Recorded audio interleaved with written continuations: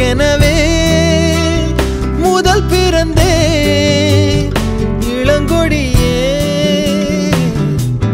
நீ எனக்கெனவே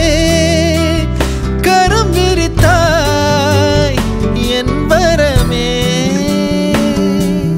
மந்தார பூ போல மச்சம் காணும் வேளை என்னத்தனா சொல்ல